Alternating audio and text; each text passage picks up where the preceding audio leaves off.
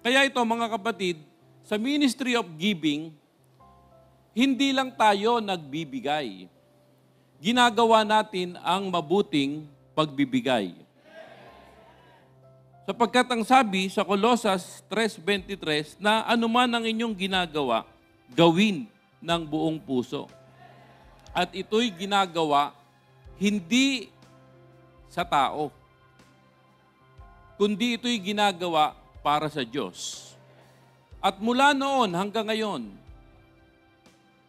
ang pangangailangan sa Iglesia ng Panginoon ay nagpapatuloy. At ang magtatakip ng malaking pangangailangang ito ay yung may mga tinanggap na marubdob na damdamin sa pagbibigay at sa pagkakaloob.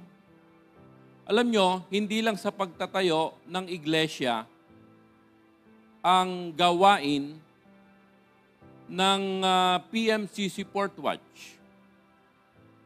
Ang pangangaral ng salita ng Diyos ay hindi mura.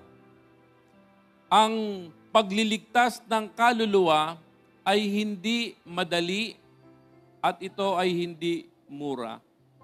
Sapagkat nangahulugan ng buhay ng ating Panginoon